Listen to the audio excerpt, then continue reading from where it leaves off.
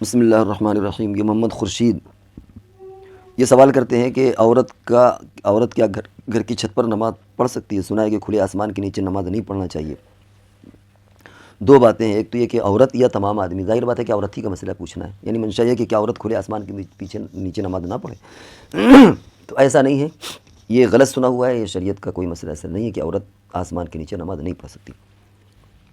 حضور علیہ الصلوۃ والسلام کے جو گھر تھے ان میں صحن بھی ہوتے تھے، اور ازواج مطہرات صحن میں بھی نماز پڑھ لیا کرتی تھی۔ صحن حالانکہ آسمان کے نیچے ہوتا ہے، صحن پر کوئی چھت نہیں ہوتی۔ آج بھی آپ اگر دیکھیں حرم میں، مسجد نبوی میں، کھلے میں عورتیں کھلے میں بھی پڑھتی ہیں، بند جگہ پر بھی پڑھتی ہیں، تو ایسا کوئی ضروری نہیں ہے کہ جہاں پر عورت نماز پڑھے اس کی چھت پر کوئی چیز ہو۔ اصل میں کبھی کبھی ایسا ہوتا ہے کہ بات کہیں کی ہوتی ہے، لوگ کہیں پر جوڑ دیتے ہیں۔ حضور علیہ الصلوۃ والسلام نے پسند فرمایا کہ عورت چھپ کر کے نماز پڑھے، یعنی گھر کے اندر نماز پڑھے، یہ زیادہ بہتر ہے، کوٹھری میں نماز پڑھے زیادہ بہتر ہے آنگن میں نماز پڑھنے سے، اور اس کا گھر میں نماز پڑھنا یہ افضل ہے مسجد میں نماز پڑھنے سے، تاکہ اس کا ایکسپوزر کم سے کم ہو، اس کا نکلنا کم سے کم ہو، وہ زیادہ سے زیادہ پردے میں رہے۔ یہ اصل مقصد تھا۔ اسی کی بنیاد پر شاید کسی کو غلط فہمی ہو، اس نے کہہ دیا کہ صاحب اگر آنگن میں یا چھت میں نماز پڑھے تو کوئی چھت میں نماز پڑھنے میں دوسرے لوگ بھی دیکھ سکتے ہیں، آنگن میں نماز پڑھنے پر بھی ایک کھلا پن ہوتا ہے تو گھر میں نماز پڑھیں۔ اندازہ ہوتا ہے کہ غلط فہمی وہاں سے لگی، تو وہ بہتر اور غیر بہتر والا مسئلہ ہوتا ہے۔ حضور علیہ السلام نے اس کو پسند فرمایا، یہ مطلب نہیں کہ نماز ہوگی نہیں، تو نماز چھت کے نیچے بھی ہو جائے گی، تو آسمان کے نیچے بھی ہو جائے گی، نماز آنگن میں بھی ہو جائے گی، اس میں کوئی حرج نہیں ہے، ثواب میں بھی کوئی ایسی کمی، ثواب میں بھی کمی نہیں آئے گی۔ اور یہ ایسے ہی جیسے لوگ کہتے ہیں چارپائی پر نماز مت پڑھو، کچھ کہتے ہیں چارپائی پر نماز پڑھو گے تو بندر ہو جائے گا آدمی، ایسا کچھ نہیں ہے۔ وہاں پر بھی کوئی اور مسئلہ ہوتا ہے۔ عام طور سے ہوتا ہے کہ مسائل دو جڑے ہوتے ہیں، لیکن جب بیان کیا جاتا ہے تو آدھا بیان کر دیا، آدھا چھوڑ دیا۔ چارپائی کا جو مسئلہ ہے وہ یہ ہے کہ چارپائی میں اس لیے نماز پڑھنے سے منع کیا گیا ہے کہ جب سجدے کے لیے کوئی چیز ایسی ہونی چاہیے جس پر سجدہ پیشانی ٹکے، اس پر ٹکاؤ محسوس ہو، سختی محسوس ہو۔ ظاہر بات ہے کہ چارپائی میں جب نماز پڑھے گا بندہ تو ٹکاؤ نہیں ہو، تو جھولتی رہتی ہے، لپتی رہتی ہے وہ، اور اس کی رسیاں جو ہیں وہ اپ ڈاؤن ہوتی رہتی ہیں، تو جماؤ نہیں ہے وہ، اس لیے منع ہے۔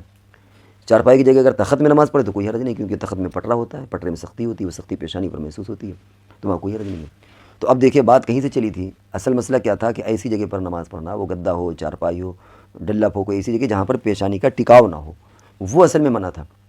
لیکن چونکہ وہ پورا سوال پورا مجموعہ تھا کہ چارپائی اور اس پس منظر میں خالی ایک جز لے لیا گیا کہ بھائی چارپائی پر نماز پڑھنا صحیح نہیں ہے، تو اس کو پورے انداز میں سمجھنا چاہیے۔ لہٰذا اگر مثال کے طور پر چارپائی ہے لیکن آپ اس میں تخت بجائے ڈوری یا رسی کے یا وہ پلاسٹک کے جو بان ہوتے ہیں اس کے بجائے اگر چارپائی پٹرے کی ہے، اس میں پٹرے بچھا دیے گئے تو ہو جائے گی، تخت میں نماز ہو جائے گی۔ تو یہ بات ذہن میں رکھنا چاہیے کہ کبھی کبھی ہمارے یہاں عرف عام میں، معاشرے میں، لوگوں میں سوالات کے کئی اجزاء ہوتے ہیں اور مجموعہ ان کا ایک جواب ہوتا ہے، اور وہ تمام اجزاء ہٹ کر کے کبھی ایک جز لے لیا جاتا ہے اور جواب وہی دیا جاتا ہے جو تمام اجزاء کا مجموعہ سوالات کا وہ جواب تھا، اور بعد میں وہ لوگوں میں مشہور ہو جاتا ہے صرف ایک جواب، اس لیے غلط فہمی پیدا ہوتی ہے۔ تو اسی طرح یہاں پر بھی ہے،